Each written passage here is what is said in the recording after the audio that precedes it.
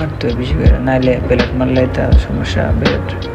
Saudi আরব round machine দিয়ে আগে তুলন লাগে, এরপরে মরণ কিতা কিসি দিয়ে হালকা করে বাইরে দিতেছে যেমন সুন্দর দেখা যায়।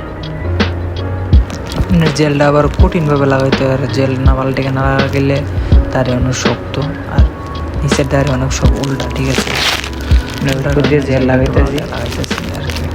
মাঝখান দিয়ে মুসের এদিক দিয়ে গ্যাপ করবো না। আপনার মনে হয় কি হয়তো সাইডে উপর টান দিব কুল করে, এরা আবার মনে হয় কি আমরা যেমন বাংলাদেশে কই কেমনে লাগবে কি আসবে, এরা গুল করে লাগলে এরা আপনার তাহাদির ডায়েরি করে দেয়, গোল হইব এটার ডায়েরি, বুঝছেন।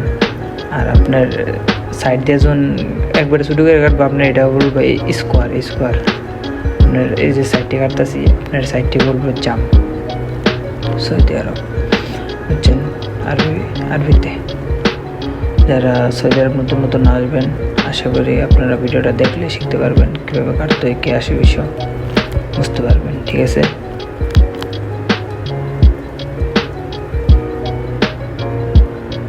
আমরা যেমন বাংলাদেশে স্টিলের হুড দিয়ে কাটা যায়, সৌদি আরবে এরকম কাটা যায় না। মানে প্লাস্টিকের উপর ওয়ান টাইম সব কিছু ওয়ান টাইম, দেশে ওয়ান টাইম ছাড়া কাজ হয় না।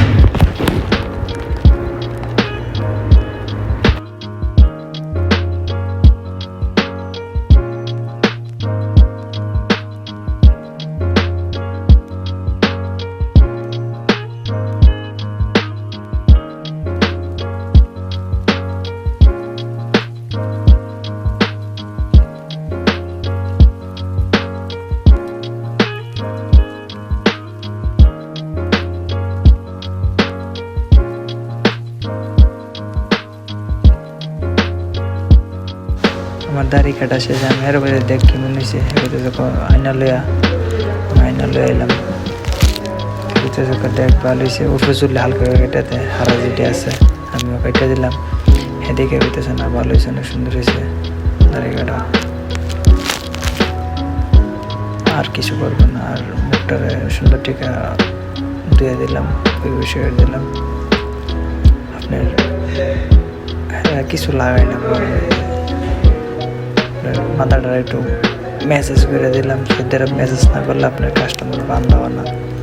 সৌদি আরব মেসেজ করলে এরা মনে হয় জানে আমার কামটা অনেক সুন্দরভাবে করছে।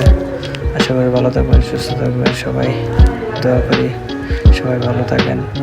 আর বেশি করে ভিডিওটা দেখবেন, আর শেয়ার করবেন, লাইক করবেন, কমেন্ট করবেন।